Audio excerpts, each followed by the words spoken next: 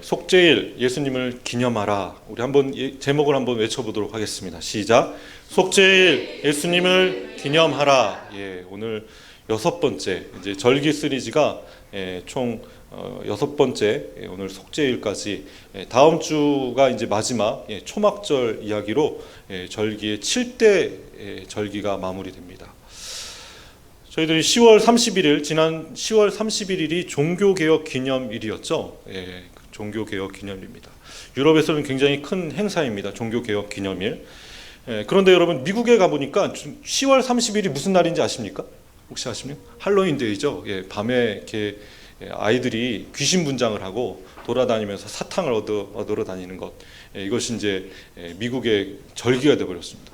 이 중요한 절기인데, 이 중요한 루터가 95개조 방방문을 붙이는 그날을 또 기념하며, 사실 그 95개조 방방문을 붙이는 것을 누가 인쇄업자가 꿈을 꿔요. 꿈을 꾼 날이 10월 31일입니다. 사실은 그렇죠.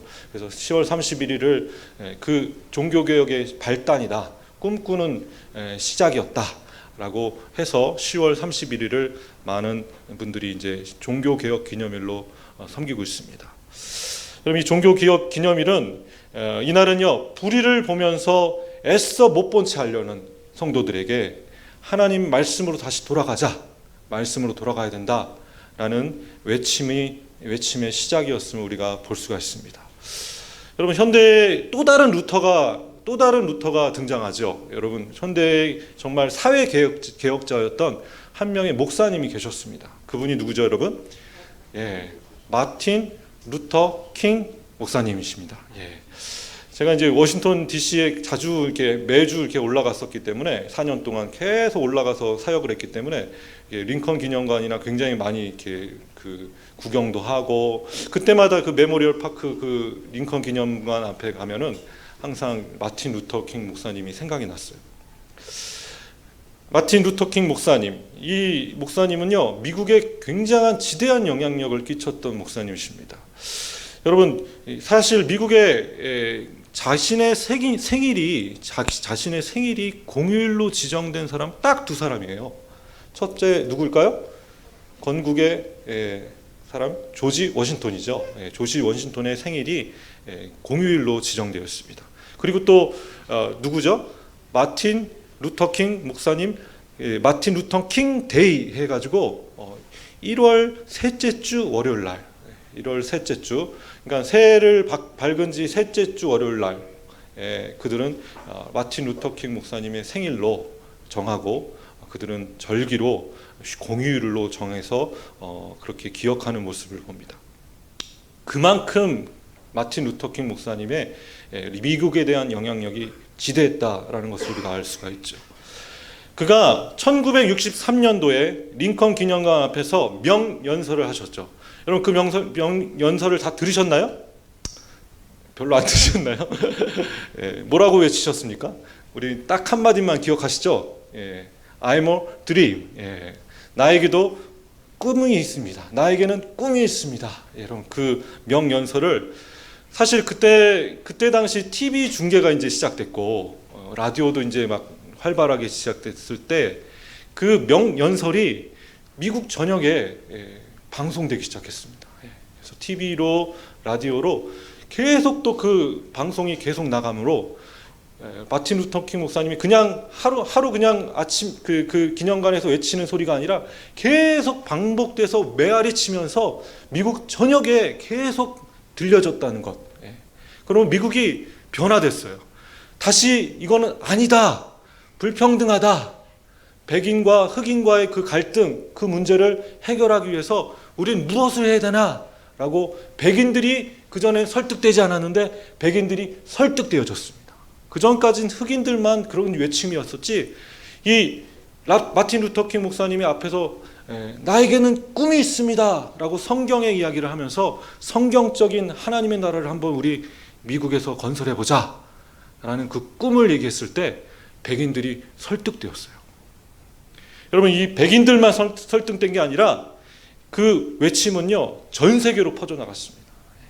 여러분, 억압에서부터 권위주의 이런 억압에서부터 공의와 정의로운 사회를 만들기 위한 작은 변화가 그 1963년도 링컨 기념관 앞에 다른 사람의 연설들은 전혀 기억되지 않는데 마틴 루터킹 목사님의 그 명연설을 통해서 그들은 비폭력 무저항 운동으로 이걸 해내자 딱 2년 만에 법을 바꿔버렸어요. 법을 바꿔버렸습니다. 여러분, 그 작은 변화가 오늘 우리 삶 가운데 일어나시는 저와 여러분 되셨으면 좋겠습니다. 아멘. 여러분, 민간력으로 세인 나팔절을 우리가 지지난주에 저희들이 함께 했죠. 나팔절. 그들이 민간력으로 1월 1일, 유대력으로는 7월 1일, 유대 광야로 이제 나와서 출애굽한 지가 꼬박 7개월 되는 할 7월 1일 날을 나팔절로 기념했습니다. 그리고 7월 1일부터 7월 10일까지 10일이라는 시간 동안에 그들은 회개하면서 준비하는 시간을 가졌어요. 왜 준비를 했습니까? 돌판을 들고 모세가 올라갔는데 그 돌판 들고 온 모세가 제발 살아오기를, 제발 말씀을 잘 받고 내려오기를 기도하는 마음으로, 혹시 죽지 않았을까? 제발 우리 모세 지도자가 살아있기를, 그 시내산의 그 어둠 속에서, 구름 속에서, 그 어둠 흑암 속에서 있는 그 시내산에서의 하나님과의 모세의 만남, 그 만남을 끝나고 40일 후에 이제 내려올 텐데 7월 10일이 40일째 되는 날이거든요.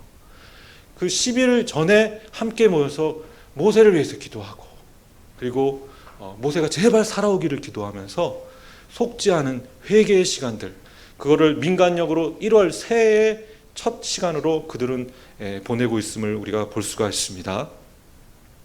여러분, 이 속죄일 7월 10일 모세가 두 돌판 가지고 내려온 그날, 살아 돌아온 그날을 속죄일로 그들은 영원한 규례로 섬기죠. 우리 같이 한번 좀 우리 그 속죄일이 그 원어로 유대인 언어로 히브리어로 뭐라고 하는지 한번 외쳐볼까요? 시작. 용키푸르, 용키푸르, 대속죄 좀 용키푸르, 용키푸르 발음이 좀 힘듭니다, 그죠? 이 대속죄일은요, 유대인들이 가장 큰 명절로 섬기고 있는 날입니다. 통곡의 벽에서 기도하는 모습이죠. 대속죄일을 맞아서 그들은 10일 동안 사실 틈틈이 금심하면서 이 대속죄일을 위해서 기도하면서 주님 앞에 나아갔어요. 하나님 앞에 나갔습니다. 이 키프 데이, 이 대속죄일을 준비하는 과정들은요, 먼저 대제사장으로부터 시작됩니다. 여러분, 예수님께서는요, 두 가지 직분을 가지고 계십니다. 하나는 왕이라는 직분을 가지고 계시고, 만왕의 왕. 그리고 또 예수님은 어떤 직분을 수행하시려고 이 땅에 오셨습니까? 대제사장으로서의 직분을 감당하시려고 오셨습니다. 여러분 믿으십니까? 예. 여러분, 이 속죄일의 주인이신 예수 그리스도, 여러분 예수님께서 대제사장으로서 이 땅에 오셨는데, 먼저 이 속죄일에 대해서 16장 아까 34절 말씀을 같이 다시 한번 좀 읽도록 하겠습니다. 시작. 이는 너희가 영원히 지킬 규례라. 이스라엘 자손의 모든 죄를 위하여 1년에 한 번 속죄할 것이니라. 아론이 여호와께서 모세에게 명령하신 대로 행하니라. 이 용키푸데이, 이 날에 이들은 사실은 송아지를 잡고 염소를 잡지 않고 지금은 뭘 하냐면 닭을 잡습니다. 닭을 잡아가지고, 사실 랍비들이 쭉 그 닭을 들고선 온 그 사람들에게 들고 있으면서 닭의 목을 칩니다. 탁탁 쳐요. 그래가지고 피를 다 뺀 다음에 그 다음에 넘겨줘요. 그럼 목이 없는 그 닭을 들고, 이게 사실 이 장면인데 닭을 들고 있지만 이제 목이 있지 않습니까? 사실 목 없는 닭을 들고 막 머리 위를 흔듭니다. 이게 이제 지금 현대의 유대인의 속죄일의 의식이에요. 이게 막 흔들어요. 그리고 이 닭을 가난한 사람들에게 줍니다. 먹으라고. 근데 이걸 동물 보호하는 단체들이 참 좋아했을까요? 예. 그래서 요즘은 이러지 않아. 이런 큰일 납니다. 예. 막 도살하고 그러면 안 되잖아요. 예. 그래서 동물 단체들이 너무 반대를 해가지고 한 10년 전부터 이것도 이제 없어졌어요. 그래서 이제 생닭 들고 살아있는 닭 들고 이렇게 흔들면서 이걸 의식을 행하죠. 이게 요즘에 이제 속죄일입니다. 그래서 왜 이렇게 그 성전이 없는데도 불구하고 닭 흔들면서 계속 속죄일을 지키냐면 이것은 영원한 규례이기 때문입니다. 그죠? 이 영원히 지킬 규례다라고 34절에 이야기했죠. 이스라엘 자손의 모든 죄를 위해서 1년에 몇 번? 딱 한 번. 1년에 딱 한 번 속죄할 것이니 누가 그 속죄를 감당합니까? 아론의 자손들이 이것을 감당해야 됩니다. 여러분, 예수님께서는 이 아론의 자손은 아론의 반차를 따르지 않으시고 아론의 직계를 통하여서 태어나시지 않으시고 누구의 반차를 따라서 이 땅에 태어나셨습니까? 멜기세덱의 반차를 따라 이 땅에 대제사장으로 오셨습니다. 여러분 믿으십니까? 우리 같이 한번 히브리서 6장 20절 말씀을 함께 읽겠습니다. 히브리서 6장 20절입니다. 시작. 그리로 앞서 가신 예수께서 멜기세덱의 반차를 따라 영원히 대제사장이 되어 우리를 위하여 들어가셨느니라. 예수님은 대제사장으로 영원히 대제사장으로 이 땅에 오셨습니다. 여러분 그 규례가 끝났습니까? 아닙니다. 끝나지 않았습니다. 지금도 예수님께서는 하늘의 우편에 앉아 계시면서 대제사장의 직분을 감당하시고 계십니다. 그분은 아론의 반차를 따르지 않으시고 누구의 반차를 따르신다고요? 멜기세덱의 반차를 따르시는 분이십니다. 저희들이 이제 수요일마다 히브리서를 강해를 한 적이 있어요. 한 장 한 장씩 다 강해하면서 정말 구약과 신약을 이어 있는데 히브리서라는 매개체가 너무 귀중하구나. 히브리서가 없었으면 정말 딴 길로 갔을 뻔했습니다. 진짜 신약은 딴 길로 갈 뻔했어요. 여러분 다르게 해석될 뻔했습니다. 여러분 히브리서 말씀 꼭 읽으시고요. 히브리서의 큰 주제는 바로 예수님은 대제사장으로 이 땅에 오셨다는 의미죠. 여러분 속죄일에서의 가장 주된 주인공은 사실 누굽니까? 대제사장입니다. 대제사장은요 이를 위해서 엄청난 준비를 합니다. 여러분 이거 한번 순서 틀리면 큰일 나요. 순서 틀리면 큰일 나서 순서를 미리 예행 연습할 정도로 대제사장이 미리 예행 연습한 정도로 또 지성소에 들어가서 대제사장이 죽어나가면 어떻게 됩니까? 그리고 갑자기 중간에 사고가 나서 죽으면 어떡합니까? 그 사고 나서 죽을 것을 대비해서 또 다른 대제사장을 세워놓을 정도로 대제사장의 직분은 이때 이 속죄일 날 아주 클라이막스로 이날은요 안식일 중에 안식일이다 라고 기록되어 있습니다. 여러분 이 대제사장으로 이 땅에 오신 예수 그리스도, 여러분 속죄일이 되면요 대제사장은요 지성소에 들어가기 위해서 정결법을 따릅니다. 여러분 보통 그 지성소 성소를 들어갈 때는 손발을 씻고 들어가요. 물두멍이라는 그런 그곳에서 물을 받아서 손발을 씻고 들어가는데 여러분 이때는요 이 대제사장은 온몸을 정결법에 의해서 정결탕에서 몸을 온전히 깨끗이 씻고 그리고 뭘 입냐면 거룩한 옷 세마포로 옷을 입고 그리고 이 지성소에 들어갈 준비를 하죠. 여러분 먼저 이 지성소에 들어갈 대제사장은 죄가 있습니까 없습니까? 없습니까? 있지요. 그래서 반드시 숫송아지를 잡고 들어가야 됩니다. 그래서 자기의 죄와 자기의 권속들, 자기 집안과 자기가 임명한 모든 사람들의 죄, 그 죄를 다 씻기 위해서 그가 화목제로 하나님께 속죄제로 수송아지를 잡아서 그 피를 들고 지성소에 들어가는데 먼저 해야 될 것은 뭐냐면 분향단에 있는 그 향로가 있어요. 향을 피는 향로가 있는데 그 향로에다가 삽을 가지고 그 향로를 들고 삽을 떠가지고 향을 몇 개를 들고 그리고 지성소 안으로 들어가요. 들어가면은 그 지성소가 여러분 밀폐된 공간이잖아요. 그러면 그 밀폐된 공간에 향의 연기가 그 지성소 안으로 가득 찹니다. 여러분 가뜩이나 어두운데 그 어두운 곳에 오히려 그 구름, 연기로 인해서 속죄소가 어디 있는지 분간이 안 될 정도로, 그리고 연기가 가득 차게 그렇게 한 후에, 그리고 밖에 나가서 숫송아지의 피, 여러분 그 숫송아지의 피, 소피 여러분 좀 있으면 여러분 굳습니까 안 굳습니까? 예, 굳지요. 예, 그래서 또 다른 제사장이 계속 그 피를 계속 저어요. 굳지 않도록. 그리고 그 피를 들고, 그리고 그 향로를 담은 그 삽을 들고, 여러분 그 어두운 곳에서 여러분 어떻게 밝은 빛이 없지 않습니까? 오로지 그 향로에 있는 그 향에 있는 그 숯덩어리, 이 숯덩어리에서만 빛이 나면서 앞에 들고 숫송아지의 피를 들고 들어가서 속죄소, 법궤라고 하죠. 법궤 4뿔에다가 7번 피를 뿌립니다.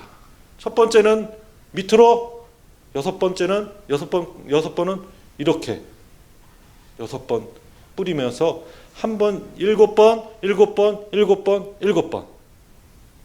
이렇게 각 매 모퉁이에다가 피를 뿌리죠. 그건 누구를 위한 속죄입니까? 자신을 위한 속죄입니다. 자신을 위한 속죄고, 그리고 자기의 권속들을 위한 속죄입니다. 먼저 이렇게 제사장이 이렇게 한 다음에 그 다음 하는 것은 바로 염소를 준비해서 염소의 피를 가지고 들어가서 또 그 피를 뿌리면서 지성소에서 일을 마치고 다 돌아오면 모든 사람들이 대제사장이 살아 돌아왔구나.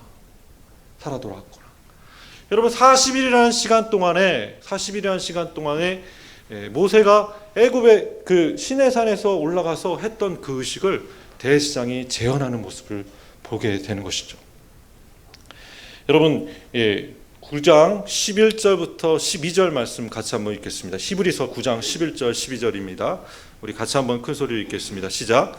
그리스도께서는 장래 좋은 일에 대제사장으로 오사 손으로 짓지 아니한 것 곧 이 창조에 속하지 아니한 더 크고 온전한 장막으로 말미암아 염소와 송아지 피로 하지 아니하고 오직 자기의 피로 영원한 속죄를 이루사 단번에 성소에 들어가셨느니라. 아멘. 대제사장은 자기의 죄를 위해서 수송아지를 바쳐야만 했지만 예수님은 죄가 있으십니까 없으십니까? 예수님은 죄가 없으십니다. 그러므로 송아지를 잡으실 필요가 있습니까 없습니까? 자신의 죄를 사하기 위해서 피 뿌림은 필요가 없습니다. 그러므로 그는 염소와 송아지 피로 하지 않고 어떻게 하신다고요? 자기의 피로 영원한 속죄를 이루실 수 있으신 전능하신 하나님이심을 여러분 믿으시기 원합니다. 아멘. 여러분 두 염소의 얘기를 우리가 빼놓을 수가 없습니다. 여러분 속죄일에서의 그 두 염소의 이야기가 사실 한국 교회에서는 잘 이야기되지 않았어요. 그죠?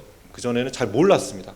그러나 레위기 16장에 반드시 이거 다 기록되어 있는 말씀입니다. 이 속죄일에 해야 될 그 제사장의 임무 중에 레위기 16장에 자세하게 이 두 염소에 관한 이야기가 들어져 있어요. 여러분 두 염소의 이야기, 먼저 레위기 16장 8절 말씀을 같이 한번 좀 읽겠습니다. 우리 같이 한번 읽겠습니다. 큰 소리로 읽겠습니다. 시작. 두 염소를 위하여 제비를 뽑되 한 제비는 여호와를 위하여 한 제비는 아사셀을 위하여 할지며. 아멘. 여러분 속죄일에는 회중들 앞에 대제사장이 앞에 나서서 흰옷을 입고 두 염소를 제비 뽑는 의식을 합니다. 이 두 염소는 죄를 상징하는 것이고 그 염소는 죄를 대속할 자들을 선택하는 것이죠. 먼저 여기 보니까 이 항아리가 있죠, 여러분. 이 사진을 보면요, 항아리가 있습니다. 대제사장이 지금 항아리를 들고 있습니다. 항아리를 들고 그 항아리에 뭐라고 쓰여진 그 쪽지가 있냐면 여호와를 위하여, 아사셀을 위하여, 이 두 쪽지가 있어요. 그리고 두 쪽지를 들고 제비를 뽑습니다. 제비를 뽑고 이 염소의 아사셀을 위한 염소와 여호와를 위한 염소를 결정합니다. 그리고 이 염소는요, 같은 날 같은 가격 비슷한 크기의 염소를 반드시 사야 돼요. 시장에서 반드시 그런 염소를 사야 됩니다. 이 염소가 하나는 여호와를 위하여, 하나는 아사셀을 위하여 바쳐질 염소가 되는 거죠. 자, 이 염소가요, 아사셀을 위한 염소는 이 뿔에다가 이 홍색실을 묻고요. 이게 지금 레위기 16장에 다 쓰여져 있죠. 다 홍색실 묻고, 그리고 여호와를 위한 염소는 이 목에다가 홍색실을 맵니다. 여러분, 이 두 염소는요, 하나는 여호와를 위한 염소는 어디로 바쳐집니까? 하나님께 피 흘림으로 주님 앞에 그 지성소에 들어갈 때 염소의 피를 뿌림으로 들어갑니다. 우리 같이 한번 16장 9절 10절 말씀을 같이 한번 읽겠습니다. 시작. 아론은 여호와를 위하여 제비 뽑은 염소를 속죄제로 드리고 아사셀을 위하여 제비 뽑은 염소는 산채로 여호와 앞에 두었다가 그것으로 속죄하고 아사셀을 위하여 광야로 보낼지니라. 아멘.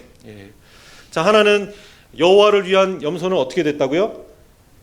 제비를 뽑은 염소는 속죄제로 드렸습니다. 그 피를 통해서 지성소에 들어갈 때 피뿌림을 그 염소의 피로 뿌렸죠.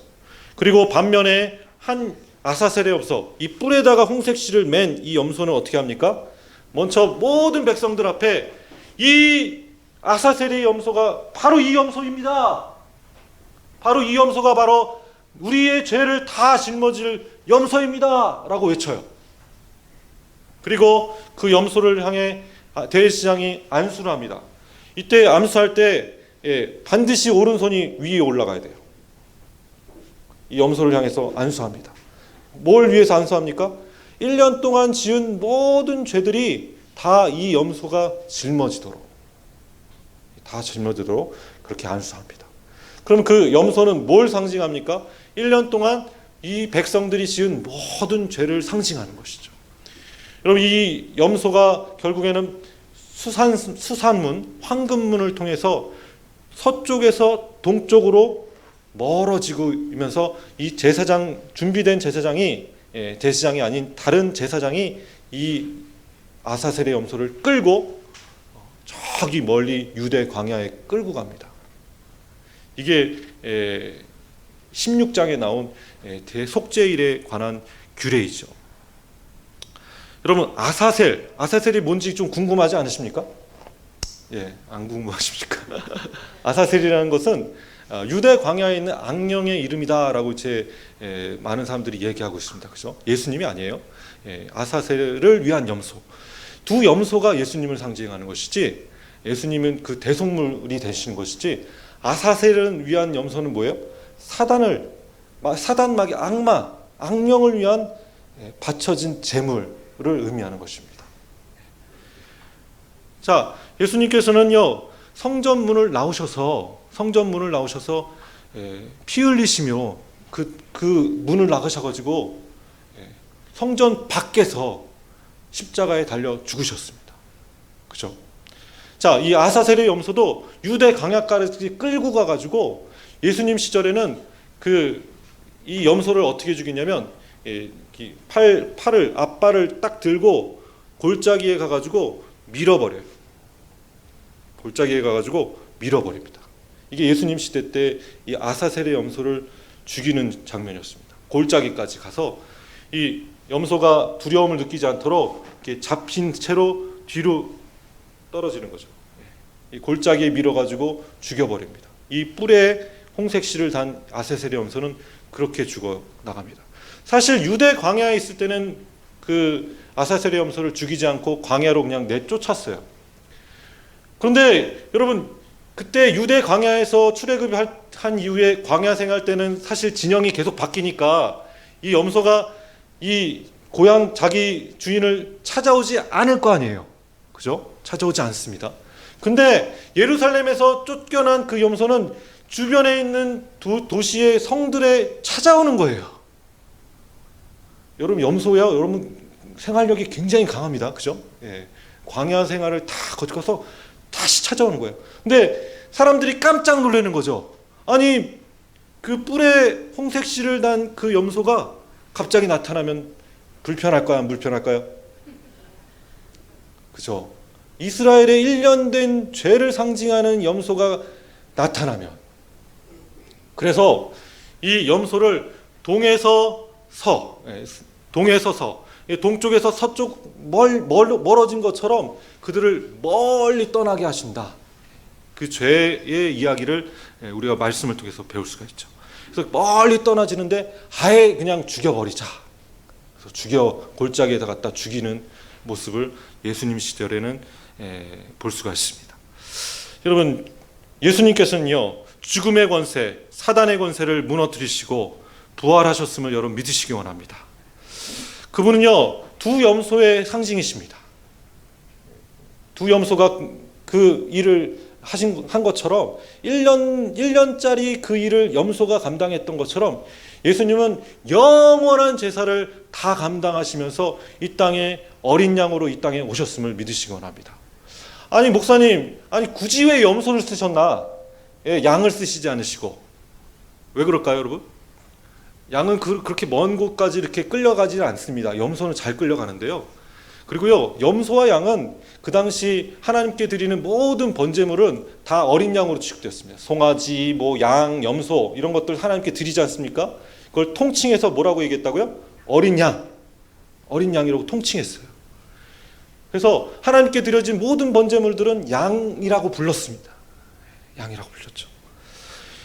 여러분, 예수님께서는 성소에 들어가셔서 여호와를 위한 염소처럼 이 땅에 피 흘리셨고, 지성소를 들어가는 그 휘장이 위에서부터 아래로 다 이루어 따라가실 때 찢어졌지 않습니까? 그렇죠? 예수님은 그 지성소를 들어가셔서 피 뿌림으로 성전을 마감하셨고, 또한 성전 밖으로 끌려나가셔서 아사셀의 염소처럼 이스라엘의 모든 죄, 하나님의 백성의 모든 죄를 다 대속하고 그렇게 성전 밖에서 죽임당하셨습니다. 아멘. 두 염소의 역할은 이제 끝났습니다. 더 이상 짐승으로 제사 드릴 필요가 있습니까? 없습니까? 없습니다. 사랑하는 성도 여러분, 오늘 속죄일의 주인이신 예수 그리스도를 바라보시는 저와 여러분 되셨으면 좋겠습니다. 피가 없으면 속죄함이 없습니다. 예수님의 피가 없으면 우리는 죄사함을 받을 수가 없습니다. 피는 생명을 의미하는 것이죠. 생명을 살리기엔 어떻게 합니까? 거룩한 생명이 필요합니다. 여러분, 대제사장이신 예수님께서 이제 아낌없이 우리에게 그 생명을 내주신 바 되셨습니다. 사랑하는 성도 여러분, 오늘 보혈의 능력을 의지하여서 동해 서에서 먼 것 같이 죄를 멀리하기 위하여 회개하시는 속죄일의 주인이신 예수 그리스도를 바라보시는 저와 여러분 되시길 주님으로 축원합니다. 속죄일의 주인이신 예수님의 보혈의 능력을 의지하시는 저와 여러분 되시기 원합니다. 담대하게 회개의 자리로 나가시기를 주님의 이름으로 축원합니다. 예수의 그리스도의 보혈의 능력으로 우리는 모두 다 죄사함을 받을 수 있습니다. 아멘. 아멘. 우리는 매일매일 그 보혈의 능력을 의지해야 될 줄 믿습니다. 여러분, 구원받을 때만 그 보혈의 능력이 필요합니까? 아니죠. 우리는 매일매일 회개의 자리에 나갈 때 그 보혈의 능력이 필요합니다. 여러분, 이같이 죄가 여러분을 찾아오지 않도록 오늘 민수기 32장 23절 말씀에 이렇게 나옵니다. 너희가 만일 이같이 아니하면 여호와께 범죄함이니 너희 죄가 반드시 너희를 찾아낼 줄 알라. 이와 같이 예수 그리스도의 보혈에 의지하지 않으면, 예수의 피를 의지하지 않으면 어떻게 된다고요? 우리가 범죄한 것이고 죄가 반드시 너희를 찾아낼 줄 알라. 아사셀의 염소가 돌아다니다가 집으로 갑자기 들어오는 것처럼 죄가 어느 순간에 찾아오는 날이 올 것이다 라는 말씀입니다. 오늘 10월 달이 이제 지나고 11월이 시작됐습니다. 11월이 시작되는 이 첫 번째 주 11월 3일, 이 11월에는 달은 이제 10월 달, 보통 유대인들은 10월 달을 하루 종일 한 달 내내 나팔절, 속죄일, 초막절 이 세 절기를 다 겪으면서 회개하면서 하나님께 나아가는 시간들을 가져요. 11월부터 본격적인 한 해가 시작되는 거죠. 여러분, 한 달 동안 다 회개하고 주님 앞에 새 출발하는 것처럼 오늘 11월 달을 그렇게 새 출발하시는 보혈에 의지하시는 저와 여러분 되시기를 주님의 이름으로 축원합니다. 우리 기도하겠습니다.